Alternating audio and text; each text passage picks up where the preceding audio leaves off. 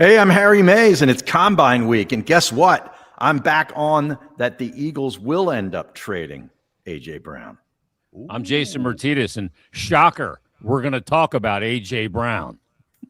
I'm Louie DiBiase. I do think Nick Sirianni is fully committed finally to changing this offensive scheme. I'm Marc Farzetta, and I am shocked that Jason Martinez did not use his open to talk about USA Hockey, the powerhouse in all the world. Canada is second rate. Also, insert Eagles comment here. This is Locked On Eagles Squad show on the Locked On Eagles YouTube channel. Fly, Eagles, fly. It's the Eagles Squad. Everything Philadelphia Eagles every week. Covering all the big hits and game-changing plays from the city of brotherly love. The way only the Locked On Podcast Network can. Get ready and squad up. It's the Eagles Squad show starting now. That's right. Welcome to the Locked On Eagles Squad show on the Locked On Eagles YouTube channel. Make sure you guys like and subscribe. And also Locked On Sports Network, the #1 sports podcast network out there. Jason, you had like the 5-10 seconds to just gloat about USA Hockey and how incredible it is. The ladies, the dudes. It's amazing, man. We're a powerhouse. Do you think I'm going to just limit that conversation to 10 seconds? It's a hockey minute. It's not the hockey awesome. 10 seconds. It'd be the hockey hour today. Matter of fact, I may run over there when I'm not speaking in a moment and grab my USA Hockey hat, which I've donned for many a year. And Harry had to witness that beat up old rag in the studio for many years. And yeah, I'm extremely proud of USA Hockey beating Canada in overtime. Although I hated 3-on-3 in a championship. Oh, it stinks. It's ridiculous, frankly. Yeah, it is. I hated it until the USA won. I hated that. Would that would be like 7-on-7 in NFL football in overtime. I mean, it's Super really Bowl. a joke. Yeah, it's really kind of a joke. I think you might be onto something, Harry. I was going to say, I'm kind of in on that. Yeah, there will be people that have asterisks next to it anyway because Russia was not in it, and their squad would have been an absolute wagon. Yeah, and there's no doubt about that. But true. No, you won gold for the. I mean, to do it on the 46th anniversary to the day of the Miracle on Ice game when they beat the Russians, which was, by the way, wasn't the final. That was just not to the get final. to the That gold was the semis. game. Yeah. And then Herb Brooks showed up for the final game, and guys are signing sticks and signing jerseys and all this stuff. And Herb freaked out on him. You haven't won anything yet. Mm-hmm. They went out, of course, and won it. But I'm very proud American today and very proud of the hockey team. And I show you a good coach, I'll show you a good goalie, and that's what they got. They got as a former goalie, I love the way they won it too. So that was great. Oh, hell, he was on it. And I got to give Jack Hughes credit because the way he defended Connor McDavid prior to that on a rush opportunity. The hardest job in sport, by the way. See, you asked for this, Farzy. I did. I put the you quarter in the asked for machine. this, and now you got it. Couple more minutes, we can podcast it, Harry. Get credit for a quarter hour. Other than gloating about Team USA being awesome and it's how great that was. We got to get into, obviously, the possibility of Brandon Graham coming back, Jake Elliott coming back, which I know some people are disappointed about. Jahan Dotson did an interview. I want to talk about that with you guys. A.J. Brown, go figure. We're going to talk about him today. And the future offense of the Philadelphia Eagles, because this is weird. And correct me if I'm wrong, fellas, but we've been at this a while. I can't remember a time where Howie Roseman and Nick Sirianni or the general manager and the head coach spoke to a, I guess, select group of reporters a week before the combine. And then the day they speak, they, at the combine themselves, a week before they did that, they had a little private session with reporters.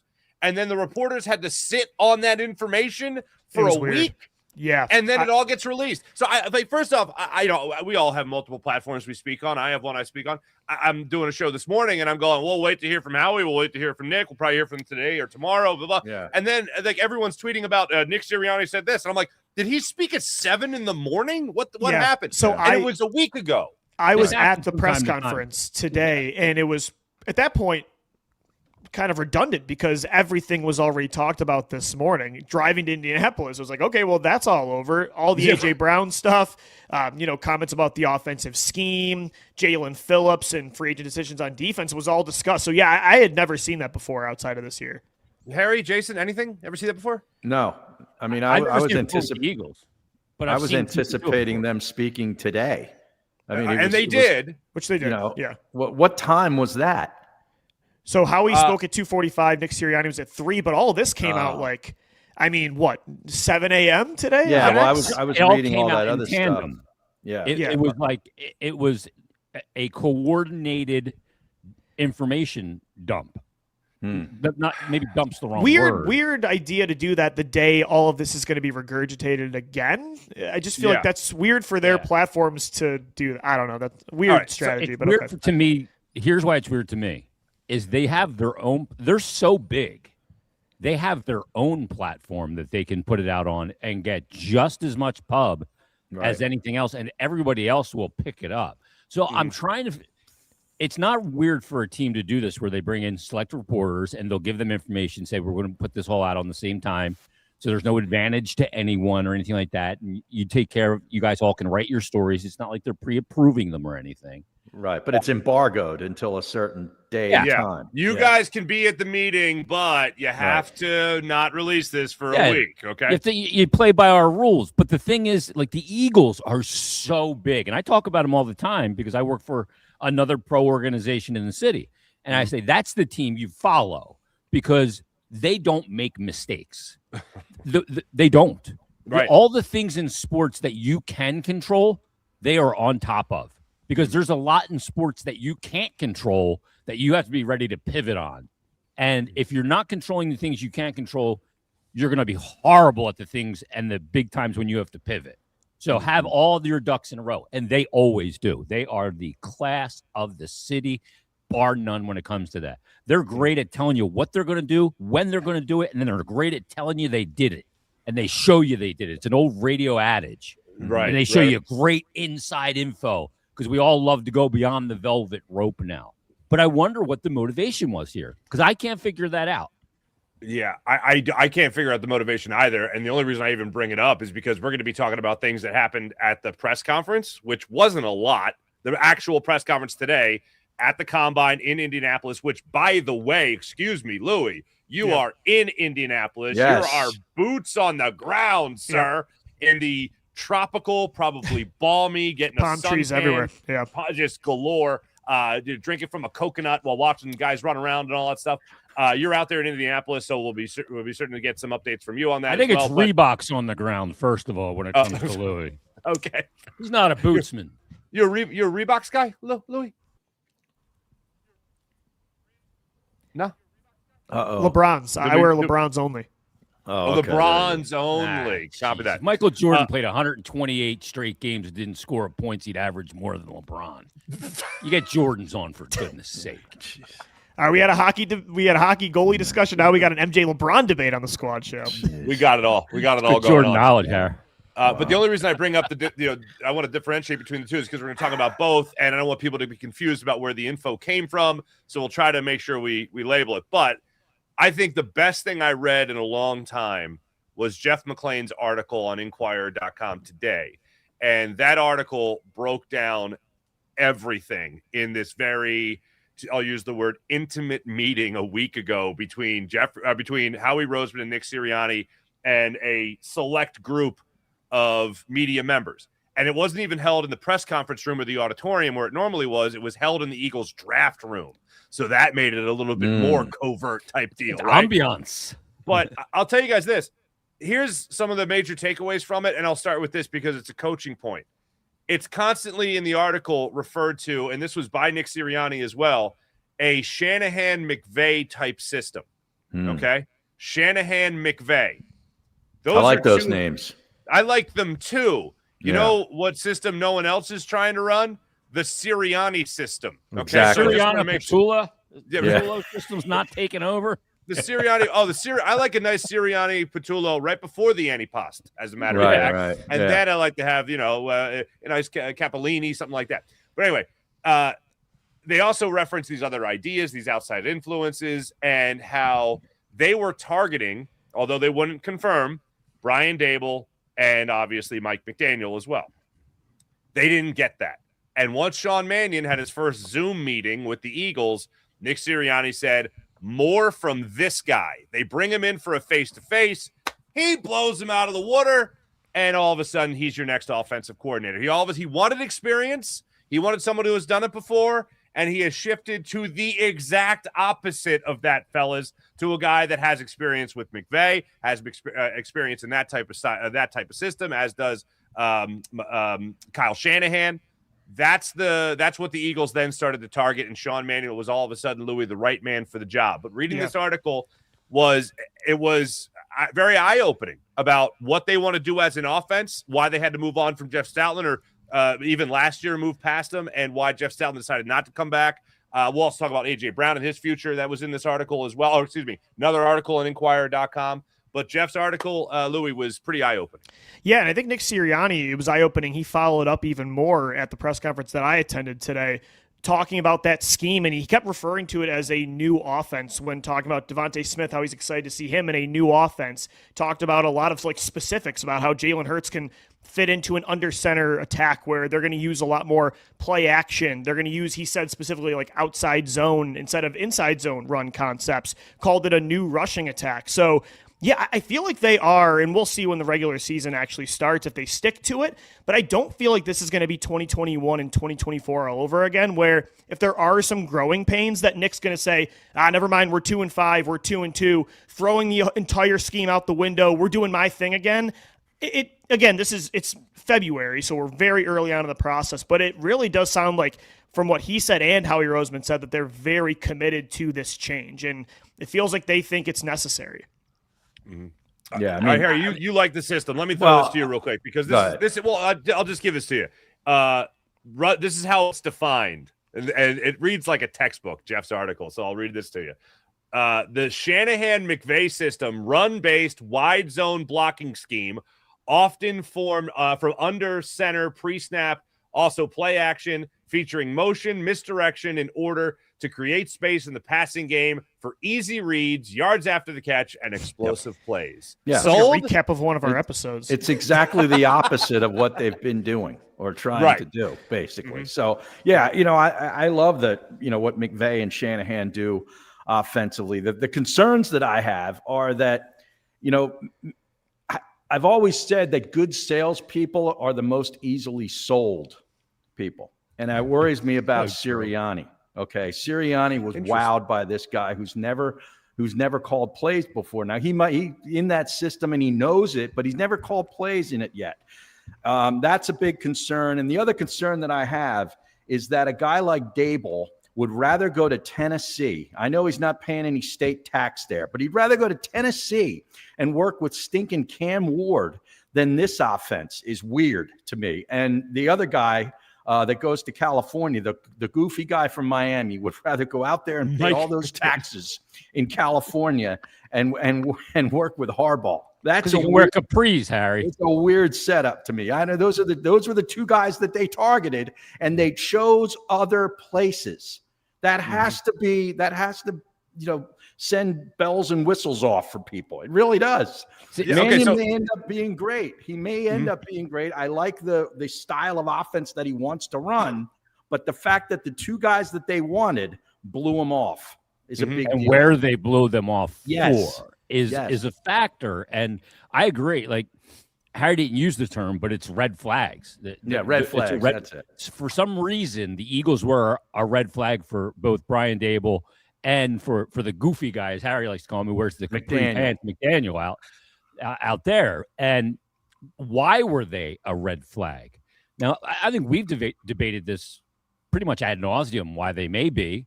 How is Jalen? Louie talks about it all the time, especially on his daily. Is Jalen Hurts a guy that's going to be amenable to change, and how is he going to age in this league as his legs? You don't get faster. You're not going to continue to just get stronger. You don't get hurt less. You get hurt more. All of those things as this group ages too, because there is a a core here that's going to age. Now, a big part of the core is very young, which is great, especially defensively. But, you said something, Mark, in the beginning of that they didn't do it in the press conference room. They didn't do it. They did it in the draft room. And I don't think those things are by mistake. No. Like, to me, that's strategic. So a lot of times when you want to have a certain meeting with a guy, and all my years in managing, and you have to manage people at different times and in different ways, sometimes you want to manage a guy not across your desk because there's an intimidation factor. The desk is there. Mm-hmm. You're perceived as being higher or lower, or the amount of people in the room. You want to remove obstacles, which is why you sit at a conference room and you turn your chair open to them. Like their body language things that actually mean something. So they bring them in this new location, which is reserved for the bigwigs, where big decisions are made, to try and diffuse them a little bit and to get them on board. What they're looking to do is they're looking to buy a little bit of equity and patience with this new group, because as they freely admitted, they were looking at Dable, they were looking at McDaniel, they didn't get him. They ended up getting wowed by Mannion. And look, he may end up being the right guy.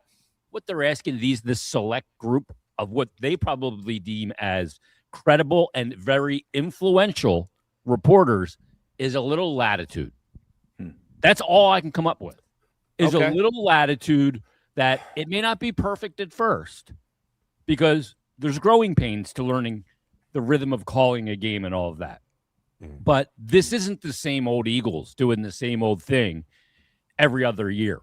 This is the dawn of a completely new day, which goes right back to what Louie said in his tease perfectly, that I fully believe that the Eagles are now committed to changing what they do offensively. I think Louie is dead on. And all those, but it's still going to be based in the run. Like it's still going to be a run base because of what you have from a talent standpoint, right? Yeah. And whether you have AJ Brown or not, and whether you retain Dallas Goedert or not, it may look similar in some ways because we know some of the guys, what they look like, how they run routes, how they catch balls, how they get open, how they, whatever. But the commitment I think that Louie's talking about is from just a theory standpoint. Philosophical philosophical is the right word. Thank you, Harry. Yeah. And I think Louie being out there with the LeBrons on the ground is the Fruity Pebble 4s. That's right. He wore those in the 2006 game against the Knicks. That's what I was rocking today. No, but that's why we send you there, Louie, so you can get the LeBrons. No, but it's a good point because again, you look at there's in past years they have tried this, right? The beginning of the 2021 season, they did not believe that Jalen Hurts was going to be the franchise quarterback. They started out that year as a pass-first attack, and it didn't work. They were 2-5. So what did Sirianni do? They became the most run-heavy team in all of football, and it helped that year. They made the playoffs. 2024, they're 2-2. It did feel like those first 4 games, they were trying to yet again be a pass-first offense with a lot of Kellen Moore concepts. Then they go 2-2, and again, it helped them win a Super Bowl. So for that year, it was the right strategy to become such a run-dominant team. But they long-term, clearly they want to have a certain identity. I think the top of this organization believes in a certain way of playing. And I think third time is the charm where now, just based on the tone of what they're talking about, I don't think if there are, like you said, the growing pains in the first month, they're going to say, never mind. We're not doing this again, because they have to, even if it's in the name of some sacrifice in 2026, they have to answer these questions black and white, with conclusions. If they're going to extend Jalen Hurts' contract, if they're going to keep Nick Sirianni as a head coach, they got to find out the result one way or another. It's alarming that they've wanted to do it one way 2 years in a row and had to be convinced to go the other way. And it's fair though, it helped them win now, right? They won a championship. Well, the offensive line went to them and said, "Let's run the ball." And it was one of the best decisions they made in franchise history. But now, you can't just keep relying on that strength. You have to figure out other ways to evolve. And I think this is the season where you can't say again, well, we're in a contending window right now, we got to win in 2026. It's for me, no, I don't know. I think they've done enough where I want it to be sustainable long term. And I don't think if you do what you did the last couple of years, that to me is sustainable, because like Jason already mentioned, Jalen's going to age and Saquon's going to age. Lane Johnson's going to retire. You do have to switch it up at some point. Mm-hmm. And one of the things is that Jalen will run less as part of this new system. At least that's the goal. All right, I want to talk about that. I also want to talk about the red flags that you mentioned earlier. Interesting too if they draft to the system, the new system. Sure, absolutely, especially when it comes to offensive linemen. We'll get into that as well. Yeah. But I want to break that down a little bit further, especially with the red flags that you mentioned. I do want to get into A.J. Brown next as well with you guys. We'll talk about that more when we return. This is Locked On Eagles Squad Show on the Locked On Eagles YouTube channel. Back after this. All right, let me tell you about HomeChef. You know, lives are busy, all of ours, for a litany of different reasons. I mean, Louie's in boots. Well, LeBron's on the ground in Indy, and you're always thinking about, what am I going to do for dinner? Well, as the new year gets going, a lot of people are trying to simplify their routines. Why not? And dinner, it's a big one. You got to have it. Between busy work days, cold winter nights, and packed schedules, having an easy, reliable dinner plan, it makes a huge difference. It takes a big decision out of your day. That's where HomeChef comes in. The HomeChef takes the stress out of cooking by delivering fresh, pre-portioned ingredients right to your door with easy-to-follow recipes that actually taste great. They're rated #1 by users of other meal kits for quality, convenience, value, taste, and recipe ease. And it's easy to see why. Meals come ready to fit your schedule. 30-minute recipes, oven-ready trays or quick lunches, over 30 weekly options, including family-size meals and different dietary choices. Recipes are simple, but they feel elevated, even restaurant quality, with dishes co-created by chefs like Gordon Ramsay. Not going to do better than that. Everything arrives pre-portioned, so there's less prep, less mess, and no wasted food. That's the big thing. Sometimes you're just wasting food. You're cooking too much. Saves time, saves money. HomeChef customers save an average of $86 per month on groceries. You would think just the opposite, but that's not the case. For a limited time, HomeChef is offering the listeners of this program 50% off your first box, free shipping, and free dessert for life. Huh? Free dessert for life. Just go to homechef.com/LockedOnNFL. Again, that's homechef.com/LockedOn, not Locked On NFL, excuse me, Locked On, for 50% off your first box, free shipping, and free dessert for life. You do need to be an active subscriber to receive the free dessert. Welcome back, Locked On Eagles Squad Show, Locked On Eagles YouTube channel, of course. Free dessert for life. My goodness. That's if I got to be careful how loud I say that, Harry. Yeah. The old lady's upstairs. Yeah. If she hears that, she'll never cook again. Red flags, gentlemen. Free dessert for life is definitely not a red flag. But what is a red flag? Sean Mannion was the #1 guy after he met with the Eagles. Needed to meet with him in person, according to this article by Jeff McClain, multiple reports as well. 17 people were interviewed. 7 made the second round. And then only 4 got in-person interviews. Mannion, Jim Bob Cooter, and Grizzard, who eventually got hired by the Eagles, okay, as their passing game coordinator. And Sean Mannion's name apparently kept coming up around the league as a potential offensive coordinator. All these people really liked him, but he never got another offer from anywhere else. Yeah. With 14 openings around the NFL, like almost half the league, Sean Mannion didn't get as much as a tap on the shoulder by anybody else, and he's supposed to be some whiz kid after 2 years of coaching and 9 years Nobody being a else quarterback saw in the league. Red flag. They didn't have the Mannion decoder ring, Marc. I mean, to a degree, but maybe they think Sean Mannion in a couple years is that rising star, right? He's only been a coach for a couple years. So I think a lot of other teams like to wait a little bit, but the Eagles historically like to get ahead of a coach a couple years before they're the hot candidate on the open market, right? So that was kind of the strategy with Andy Reid, Doug Peterson, even bringing over Chip Kelly from college and Nick Sirianni. So, well, Chip was highly sought. Yeah, of course. But, he wasn't a coach in the NFL, so that was also different. I guess it could be a red flag, but I think, again, this is kind of what the Eagles do. It's their blueprint. They like to go a little bit early when it comes to these kind of candidates. Yeah, Nick Sirianni certainly is a name, as well as he was on nobody else's list when the Eagles hired him as a head coach. So I do get that. But this is a team that is set up to win now. This is a team that is spending money. This isn't a team that's like, well, let's give this a shot. But again, that's the thing. They can't, if they continue to live by that, they're never going to change. But that's why Dable and McDaniel were their top choice.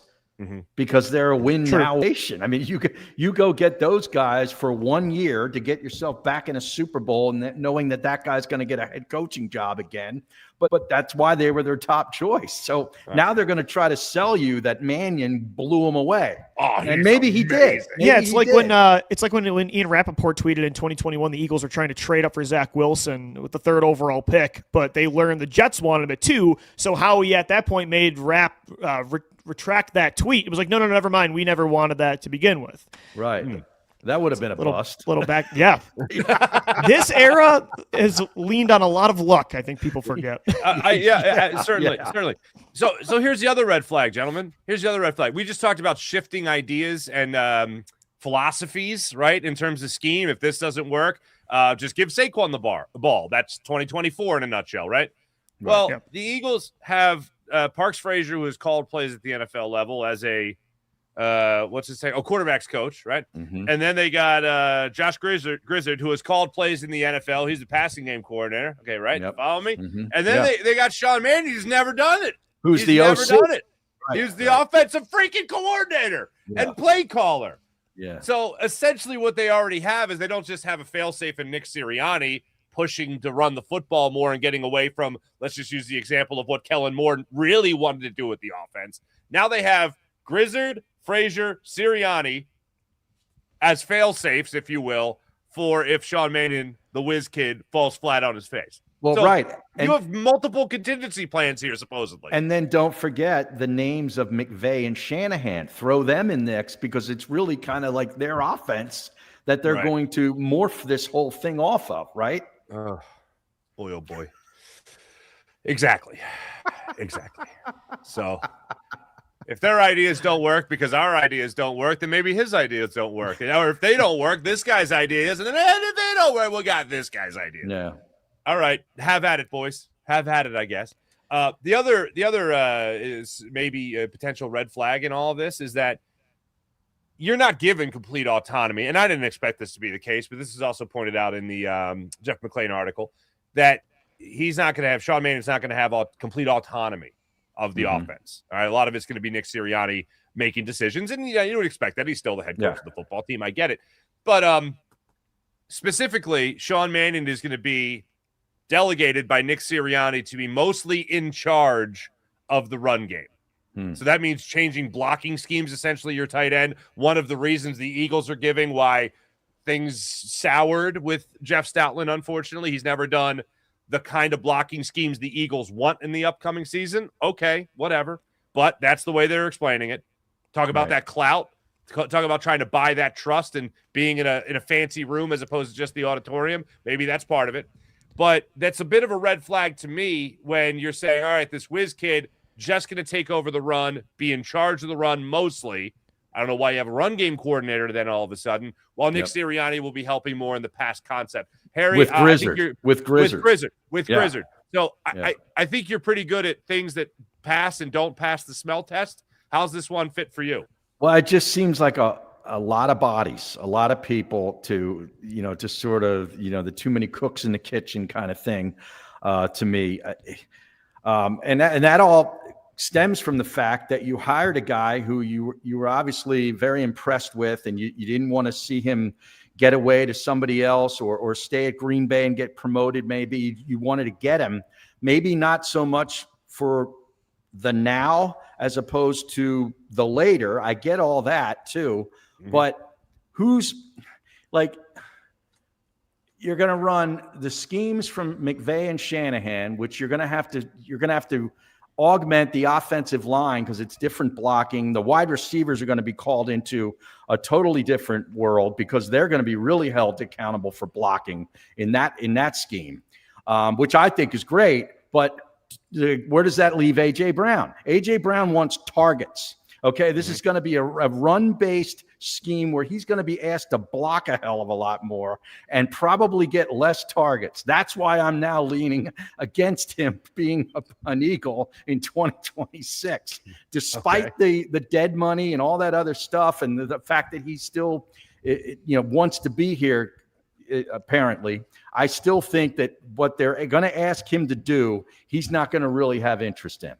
See, I think they're going to throw more this year. I don't know. I think it's going to give A.J. Brown better looks. I think they're going to use him more if he's back in the slot. I think they're going to actually use pre-snap motion with a purpose. So, yeah, I mean, is he going to be asked to block more? Absolutely. Is he going to be asked to not half-ass it like he did last year on certain routes? Yeah, 100%. Like, you got to try this year, man. I don't know what to tell you if you're going to come back. I think you got to be bought in. I think it's a pretty fair ask, but I mean, A.J. Brown is the one that complained all of last year, including the minute after they won the Super Bowl, that they need to evolve more. Well, here is that evolution that you were calling for. So if he had an issue with this, then yeah, absolutely get him out of town, because they're trying to do exactly what he wanted them to do a calendar year ago. Yeah, see, I think while it's going to be a McVay, Shanahan byproduct, it's not going to be a replica, because it's going to be more like LaFleur's offense in Green Bay. Yeah, I mean, that's where Mannion's coming from. He's not coming from L.A. I mean, look, we use those names because they're successful offensive creative play callers, but he's going to be his own man. And look, if you're a good coach, you use the tools you have to the best of your ability within your concept of what you like to do. So if you've got a guy like A.J. Brown, and you do need to utilize him, and maybe you need to utilize him a little more than maybe what another guy of the same skill set, because he does check out at times if he's not utilized. You just got to go in knowing that. Yeah. And you want to get the guy bought in as much as you can, certainly. But Mannion's going to be his own man. And to me, this is as much of a red flag as it is maybe for some of you guys, because we see corporate restructuring all the time after you don't meet your budget for the year. They they whack a couple people, they move a couple people out, they hire some Change new blood, a couple titles. They move some people around to serve things better and do a little corporate restructuring. That's the way I look at this, because to me it's the way they're messaging it too. But it's also, if you look at Green Bay, San Francisco, and Los Angeles, they don't rely on one player. They've got receivers. LA's got 3 tight ends that they throw to.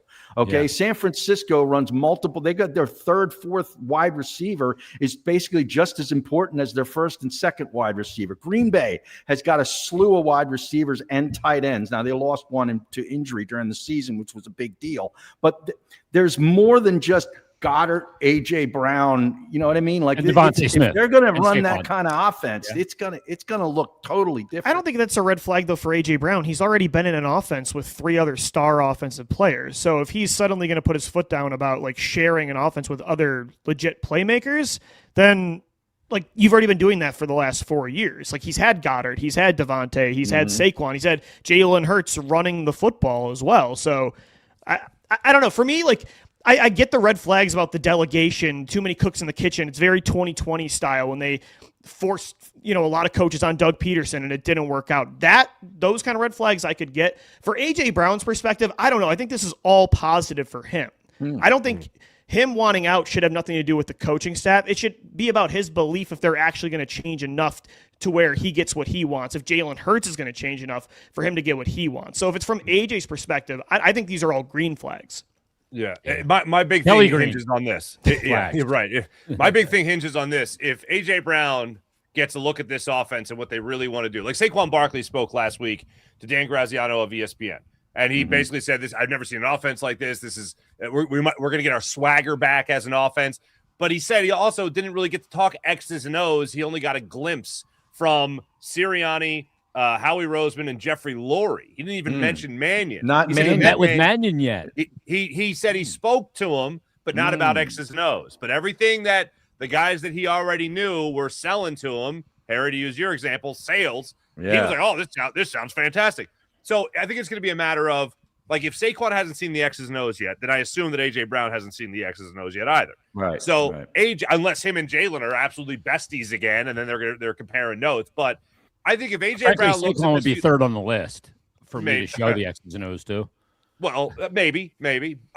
But Eagles offense is and what it's going to be, and he hears that and goes, "Man, Jalen's going to be great in this. Then I'm going to be great in this."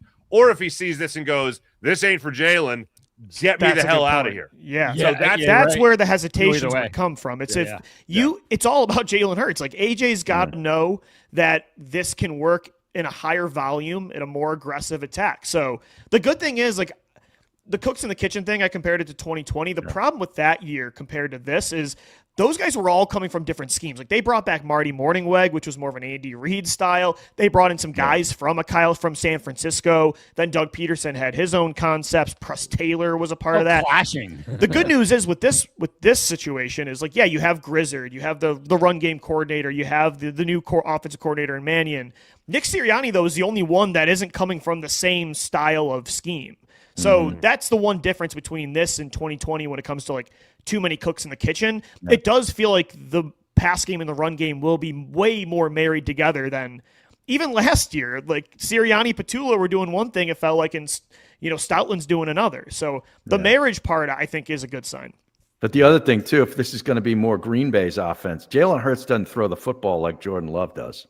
No, but they're trying to get him to be able to do that. I don't know. And if it doesn't work, guess what? I don't know if that's possible. I'm just glad. This might all be a bomb, like you guys are saying. This might be a total red flag, and it blows up in their face. But at least then you get a black and white answer, and you can move on with two new staples, a quarterback and head coach, right? I mean, instead of just wondering every year if this is going to be what it is. I'll tell you what, this episode is like tying your brain in a knot. Like I hear Harry say, and I couldn't agree more. Like, salespeople are the easiest people sold. Good salespeople. Salespeople are the easiest people sold. To sell. You can sell. It's so easy to do it. Like, if one's an Eskimo, you could sell them ice cubes, right? So, I mean, that scares me. And like, there's valid points for both sides. And while I can give my side and how I think I feel about it, and again, I'm not 100% resolute, and try to be convincing, none of us know. It is going to be fascinating when we get to OTAs and training camp. Now, training camp's going to suck, and preseason's going to suck, because it always does. Yeah, but you're right, though, in saying, like, what they do in the draft will tell us a little bit about what this offense is going to be, what they do in free agency. And everything else. I'm putting a lot of money on Romeo Doubs getting signed in free agency. Is that right? Yeah. Okay. Well, some Packers receivers coming over here. Yeah, I can see that. I look at it, Harry, and I go, or a tight end. You can sit there and tell me what you're going to do all day. I don't give a damn what you tell me you're going to do. Show me. You do. Show me what you do. Yeah. Don't tell me how you feel about a player. Your usage tells me how you feel about a player. Mm-hmm. So it's going to be. There are so many unanswered questions. And how resolute this is. Because as Louie just pointed out, the one man that doesn't come from this scheme is Nick Sirianni, the overseer of it all. That'll be the problem if you see this, like, tug of war of that was kind of a Sirianni play. Okay, now they're going back to the Mannion stuff. If there's a constant tug of war of clearly this thing is not in sync like it was last year, that'll be the bigger issue. And that has more to do with Nick than it does with the new coaches. And that will rear because they're all on the same page. He's the one that might not be. Right. Yeah. Well, Parks Frazier, also the new quarterbacks coach. I mean, he's got a year under McDaniel. Then he also has time with Frank Reich in Indianapolis as well. Yeah. So there's a little bit of give and take there with him. But to your point, Jason, when you talk about actions basically speaking louder than words, it will tell me a lot about the confidence level I should have in Jalen Hurts' future success or failures in this offense if A.J. Brown is still here or not. If he is not on the Philadelphia Eagles offense in the upcoming season, then I believe that means he had zero confidence. Not about him getting targets and touches, because I think he's going to get that in this offense, but not necessarily if Jalen Hurts is the quarterback. From his perspective, that will tell me a lot. Players were not sold. Yeah, I think that's going to tell us a lot. So I'll just say this. I think he is back as far as that goes. I think A.J. Brown is going to be back, and I think he is going to play. Harry, I know you're on the side that he is. You're now back to the side he's not back. Yeah. Give me another week. I might be back. I on your flipped side. today again too. Yeah. I'm back You on the did side. too? I think he's traded after hearing Howie and Nick talk today. Yeah. I don't know. Right. It's 51-49. Who knows at this I'll point? tell you what, the bottom row of this boxes on our computer screen is like we're on the deck of the bay, like fish is flopping all over the place. Okay, but Louie's out there and he heard people speak. Let me hear. The way Howie talked, it sounded very similar to what he said about Carson Wentz right before he traded him, Hassan Reddick right before he traded him. It was very non-committal. It doesn't sound like they're like, get this guy off my team. I'm going to take whatever I can get for him. But it does sound like they have a price. And if AJ is not fully committed, I think there is a price that they'll say yes to. I think if it's there's met. a price too. I agree with that. I mean, if you get But if AJ says he's all in coming back, then I don't think they trade him. Both things have to hit. AJ's got to be like wishy-washy, I'm out, and the offer has to be good enough. All right, so what side of the fish are you on now? Are you on your belly or are you on your back? It's 51-49 he's traded. And then next week it'll be the opposite. Hey. Gentlemen, like LeBron, he's flopping around. He's just flopping around. That's right. I'm going to Cleveland, Miami, Cleveland, LA, back to Cleveland. The information changes. It changes your opinion. That's the way it works. Yeah, it's hard to get. It's hard to get a grasp on this situation more than anything this big in a long time. I don't know. My opinion's you're not there changed. too. You're talking to other guys. Yeah, you know? my opinion's not changed, Louie, but that's good information by you considering watching the press conferences today. Mm-hmm. They did not have the questions mic'd up. So it was like, what? Yeah. You get a totally different feel, man. Oh, it's awful. I highly recommend every sports fan. If you don't know about this comedian, Brian Regan, he does a great bit on sports press conferences when you can't hear the question. Enjoy, gentlemen. Just enjoy. It's a great look bit. it up sometime. Yeah. But sometimes, like at a press conference, when you're watching it on TV, just the way the person's listening to the question, you can glean information from. Like if they could make a face or look at the guy next to them, anything. They're all tells, but like we don't on TV, we may not see that. You know what I mean? Like Louie's there in person. He can look at where he wants to look and pick up you can pick up a vibe in a room. Like I remember when AI came back for the first time when he was a Denver Nugget and he held that press conference. It was actually before a Flyers game in that room above on the suite level at Wells Fargo. So I was there. And like when that guy walked in the room, there was like the vibe, like it got really heavy feeling. Like there was like such a vibe in the room when he walked in, you know, and he was emotional and, you know, and like Phil Jasner was still alive in there. And it was like, I mean, like that room was heavy, you know, sometimes you feel. Was the room heavy, Louie? It didn't feel like was it it, loose? but I think it's because all of this had already come out this morning, so it wasn't breaking. Anything he that's said why. wasn't breaking that's news. probably why. Once I saw that on my phone, I'm like, all right, well, this is going to Uh-huh. feel useless. So Yeah. maybe that was the point, to control to get ahead of the narrative, right? Yeah. It's a little more controlled. It is a little more controlled. Even though, even though it was the same responses, that's why the whole, again, going back to when we started the show, the whole purpose of that media flurry this morning is just such a weird strategy. I don't know. I got to put a call into Sam, our handler over at Locked On. Because there's so much going on. We got to go to 3 episodes a week during the off season. No, Harry, we your don't. thoughts? No, we don't. No. We might have to go to we 3 don't. this week. Just this You week. might. We'll just have a drone following Harry on the golf course for the 3rd show. We'll just do a quick check-in. All right, he's on hole 7 right now. Harry would shank a nice lob wedge into that drone. Oh, he's right in the middle of the fairway. Nice. On the front 9, Harry's going to have A.J. Brown returning. On the back 9, A.J. Brown. Yes. He's like, if I par this one, he's staying. If I bogey, Well played. Well played. That's what it'll run. I like it. Exactly I like right. it. You know, that is a really good point, though, as far as the information coming out earlier in the day. Nick Sirianni and Howie Roseman definitely had an attitude of they already took the test, right? You know, and they're just, hey, what's going on? Like, let's play from the lead here a little bit for a change. There you go. Exactly. There you go. That's the way to say it. Yeah. All right. When we come back, another wide receiver we'll get into here. Oh, wait, Jason, hold on. Is A.J. Brown back or not? Yeah. I got him back. Yeah. There you go. There you go, hon. All right. When we come back, another wide receiver was in the news this week. Oh, there you go. Another wide receiver was in the news this week, and Harry, we got to talk about Jahan Dotson. What he had to say. What? He was on with Jordan. This was very interesting to me. I got to say, because we talked about Jalen Hurts, and he also talked about. I'll tell you one wide receiver that's definitely not back, and that's Jahan Dotson. Talk about that when we return. This is Locked On Eagles Squad Show, Locked On Eagles YouTube channel. Back after this. And right now, I'm going to tell you about the incredible people at FanDuel. FanDuel's absolutely incredible. If you're not having fun on FanDuel, I mean, what are you even doing? Especially if you're an NBA fan, you know what I'm saying? You ever wanted to experience the NBA Finals live and in person? FanDuel's got you covered for that. FanDuel's giving you a chance to turn that dream into reality with their new NBA sweepstakes. Here's how it works. Use your profit boost on any NBA future, and you'll automatically be entered for a shot to win an NBA Finals trip for 2, flights, tickets, the whole experience, courtesy of FanDuel. If you're already looking at the board right now, the picture might be getting a little bit more clear. Who's going to come out of the Eastern Conference, Western Conference, who's going to win the NBA title? And right now, not only can you pick cash, but it could also send you to the NBA Finals.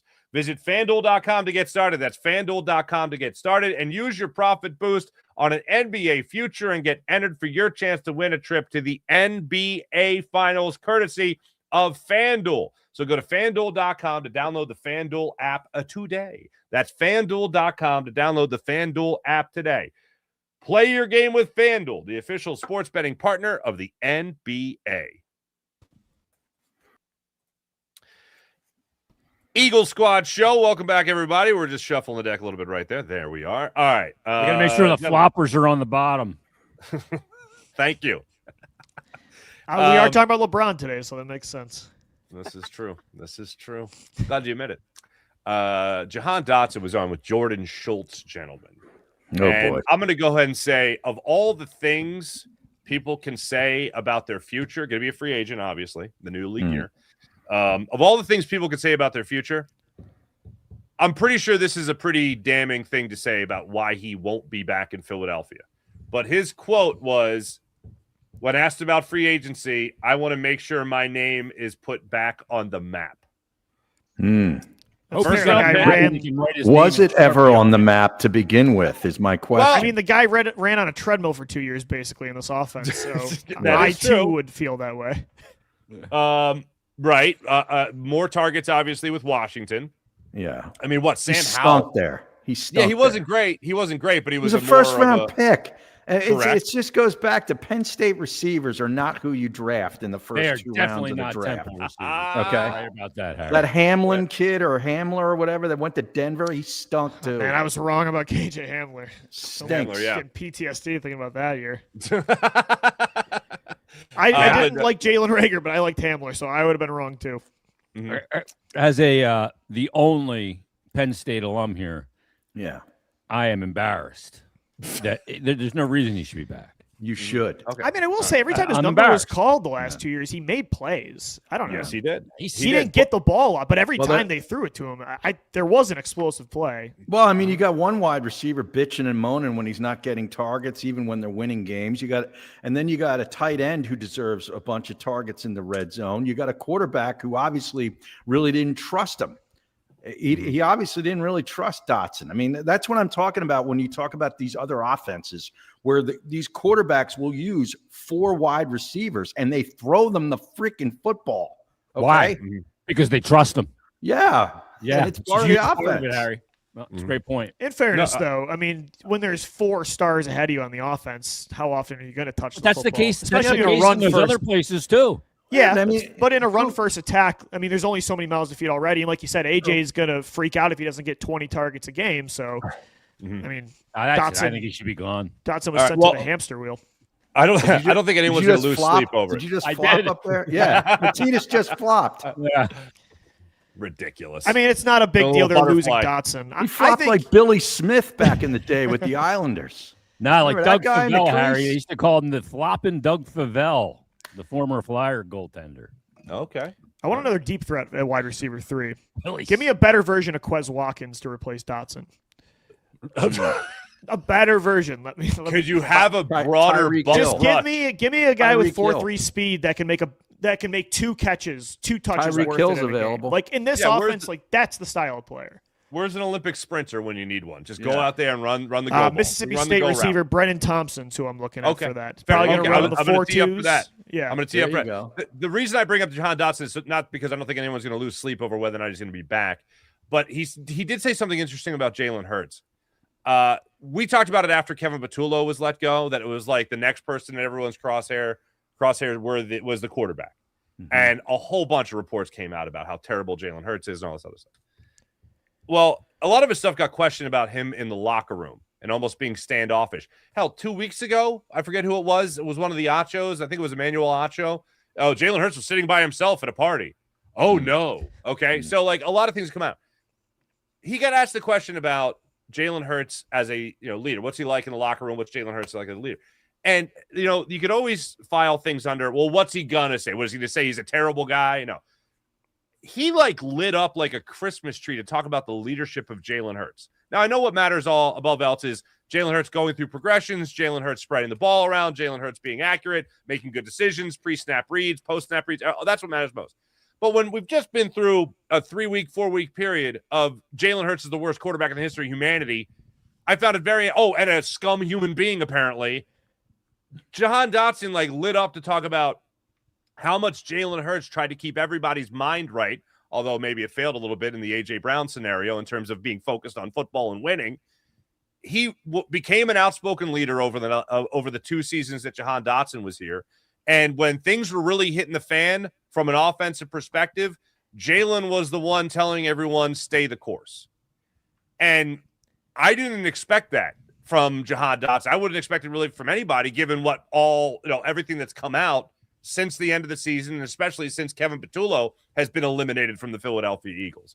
Mm-hmm. I didn't expect him to start glowing with the idea of just talking about Jalen Hurts as a leader. And that, to me, I did find somewhat interesting, considering he is not supposed to be that at all compared to what we have heard over the last couple of weeks. You think down there at NovaCare, it's like Area 51, what's going on down there sometimes. You know what I mean? Like the drips and drabs of information and it's so contradictory sometimes. He's this. No, it's actually not that. It's the total opposite. You know, it's so bizarre. Like, what is I guess it sells papers or whatever they sell now. They don't sell papers anymore. They sell ads, Harry. Yeah. Clicks. Farzy subscribes to theinquirer.com. Obviously, I don't anymore. He's the one. Yeah.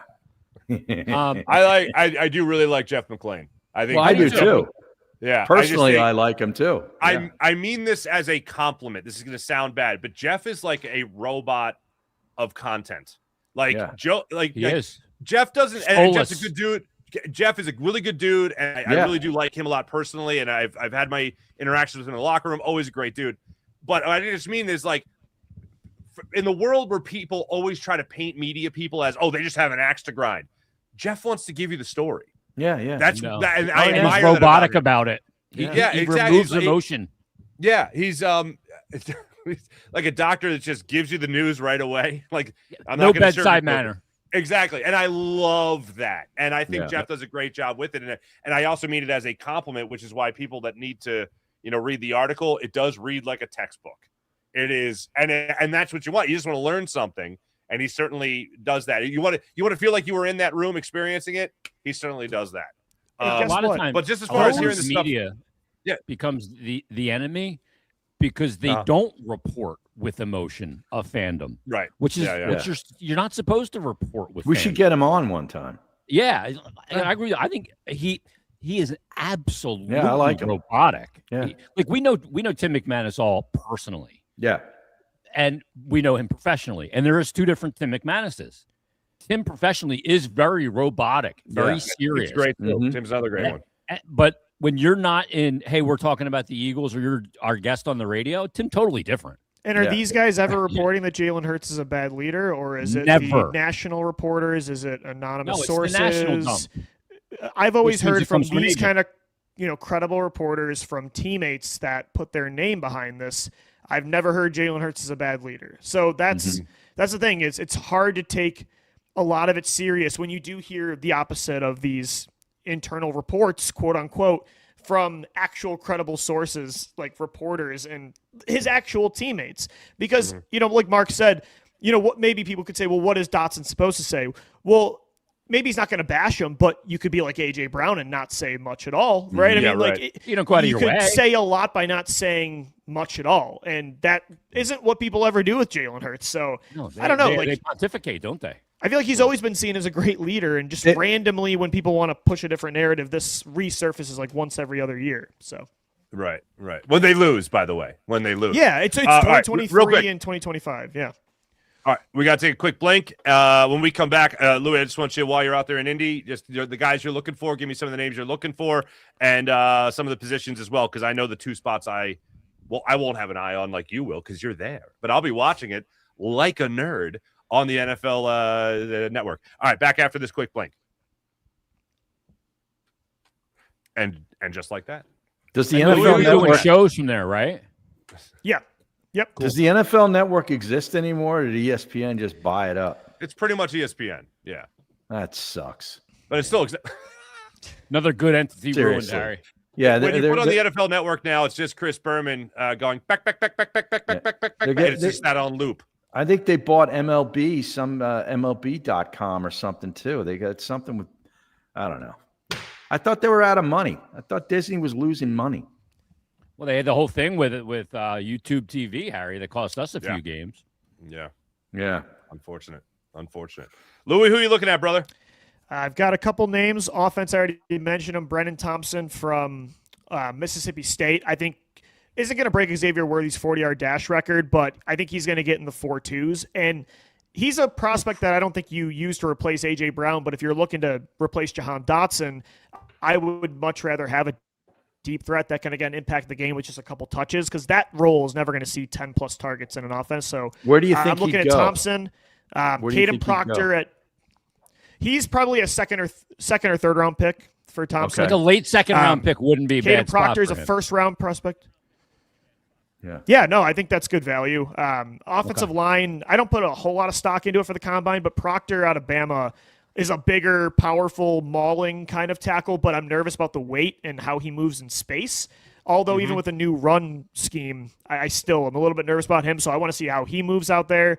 He's a monster. Hold on. Let me stop right there on Proctor. Yeah. Okay. With the new run scheme, I don't know if 6'7", 366 fits. Yeah. Right.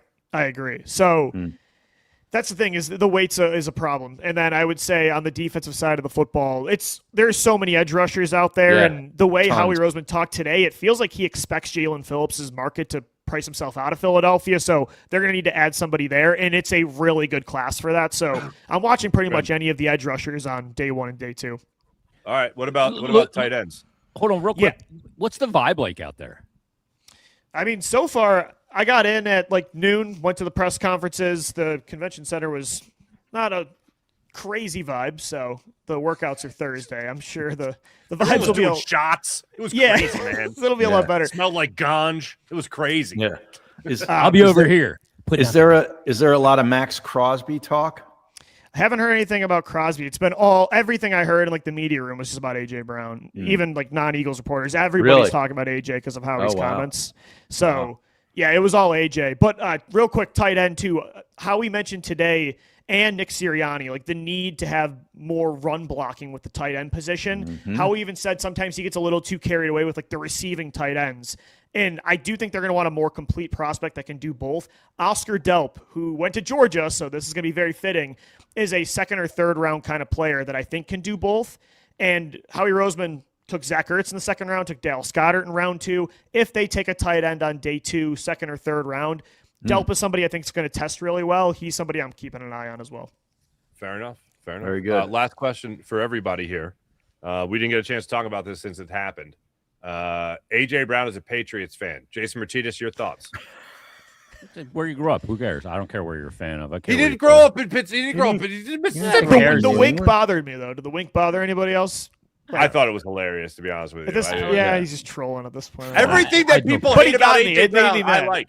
Yeah. And then everything that they love about him, I hate. The book, I hate it. I still hate the book. Nobody can tell me I'm wrong. But everything else that he does, that people are like, that really pissed me off. I'm like, I thought it was funny. Yeah, I think there's one guy that deserves credit for this episode today. He's like Nostradamus. His name is Big Joe Turner. Do you know who that is, Harry?